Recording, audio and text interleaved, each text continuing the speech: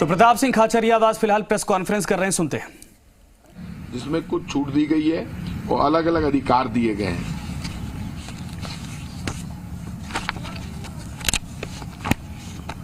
व्यास विद्यापीठ विश्वविद्यालय जोधपुर विधेयक 2021 के प्रारूप मंत्रिमंडल का अनुमोदन प्राप्त किया गया है। मंत्रिमंडल को ज्ञापन किया गया जो बाद में प्रस्ताव रखा जाएगा।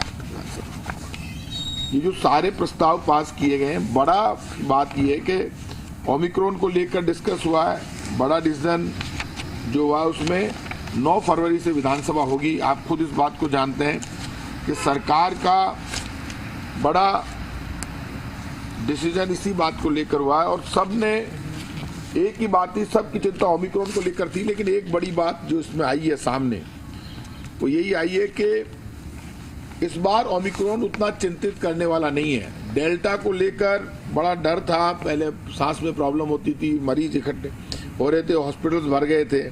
लेकिन इस बार की जो ओमिक्रॉन आया उसको लेकर मुख्यमंत्री जी ने ये भी कहा कि WHO नई बात कह रहा है। तो ऐसे में वापस डिस्कस करके क्या किस तरह से जिंदगी को पटरी पर लाया जाए उस पर भी विचार किया जाएगा। वो मुख्यमंत्री जी ने अपनी बात सबको रखी है। उन्होंने आज चीफ मिनिस्टर अशोक गहलोत जी ने एक नई बात बहुत बड़ी कही और वो बात बड़ी इंप्रेस करने वाली थी। उन्होंने सब डॉक्टर्स से कहा है कि डेल्टा के पोस्ट कोविड रिजल्ट पता चले कि लोगों के हार्ट की प्रॉब्लम हुई, बोले मैं खुद भी उससे सफ़र किया। ओमिक्रॉन के पोस्ट कोविड रिजल्ट क्या है उस पर आप स्टडी करके पूरी दुनिया की सामने प्रस्ताव रखो। ये बहुत बड़ी बात उन्होंने कही कि ओमिक्रॉन तो हो रहा है, बहुत ज़्यादा डेथ रेशो ओमिक्रॉन में नहीं है, लेकिन चीफ मिनिस्टर ने कहा कि ओमिक्रॉन के बाद होने के बाद जब आदमी ठीक हो जाता है उसके बाद पोस्ट कोविड क्या सफ़र करना पड़ रहा है, क्या बीमारी आ रही, वो बात सामने आए तो हम लोगों को रिलीज करके बता सकें कि ये पोस्ट कोविड ओमिक्रॉन के बाद इस तरह की बीमारियां आ रही है। इस वक्त लड़ाई कोरोना को लेकर चल रही है। 9 फरवरी से विधानसभा है। मैं इतना कह सकता हूं कि पिछली बार हमारा बजट जबरदस्त था, शानदार था, जिसकी पूरे देश में तारीफ हुई और इस बार भी आप मानकर चलिए, मुझे पक्की उम्मीद है कि जादू वाला बजट हो, जादूगर का बजट हो, इस तरह की उम्मीद पूरा राजस्थान कर रहा है। वो आप देखने को आपको मिलेगा। 9 फरवरी से विधानसभा है और मैं इतना कहूँगा कि पूरा राजस्थान सावधान रहे, मास्क लगाए, भीड़ से बचे और सरकार की जो नीति और नीयत है, चीफ मिनिस्टर की जो सोच है वो एक ही है कि सब लोग सुरक्षित रहें और राजस्थान आगे बढ़े और सब लोग मिलकर हम इस ओमिक्रॉन को हरा पाएं, ऐसा हमारा संकल्प है। कोई बात तो बता दो। ये कोई मतलब पाबंदी वगैरह बढ़ाने की पाबंदी वगैरह बढ़ाने की बात अभी नहीं हुई है।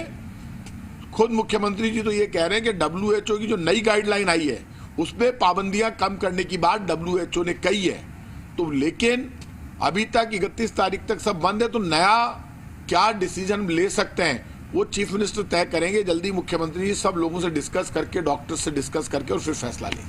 9 तारीख को बजट सत्र होगा, किस तरह के बजट की उम्मीद आप कर रहे हैं? इस बार बेहतरीन रहेगा बजट इस तरह का होगा जिस तरह पहले भी लोगों को उम्मीद नहीं थी, कोई उम्मीद नहीं कर रहा था।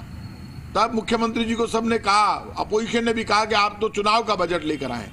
2 वर्ष पूरे हुए तब ये कहा गया कि 2 वर्ष पूर्ण होने पर भी हम तो बहुत अच्छा बजट लेकर आए। उस बजट को किसी ने चुनौती नहीं दी, खुद विपक्ष ने तारीफ की। तो इस बार जब पहले बजट इतना अच्छा था तो इस बार और भी अच्छा बजट आएगा। देश का ऐतिहासिक बजट होगा और हमारा बजट ऐसा होगा कि जिसको पूरा देश फॉलो करेगा, ये मेरी गारंटी है। किसान बजट भी इस बार लगता है कृषि को किसान बजट अलग से लाने की बात चीफ मिनिस्टर पहले ही कह चुके हैं, घोषणा कर चुके हैं। तो निश्चित रूप से किसान बजट अलग से आएगा और किसानों के लिए तो आप जानते हैं 12,000 रुपये साल की सहायता दी जा रही है। हर महीने 1,000 रुपये का 1,000 रुपये अनुदान सरकार की तरफ से जमा हो रहा है। बहुत किसान ऐसे हैं जिनके बिजली का बिल 0 आ रहा है। तो ये योजना तो बड़ी, हमारी किसान मित्र योजना जो शुरू हुई है तो बहुत पॉपुलर स्कीम है, तो उसको तो खुद मुख्यमंत्री मॉनिटरिंग कर रहे हैं। और किसान बजट अलग से आ रहा है तो इसमें भी निश्चित रूप से आपको बहुत बड़ा सरकार का विजन देखने में आएगा। ये ओमिक्रॉन के जो आफ्टर इफेक्ट्स का अध्ययन किया जाएगा, ये किस तरीके से? ये मुख्यमंत्री जी ने जो बात, डॉक्टर्स सब बड़े डॉक्टर्स बैठे थे, चीफ मिनिस्टर ने आगे बढ़कर कहा, क्योंकि किसी भी डॉक्टर्स ने ओमिक्रॉन के बाद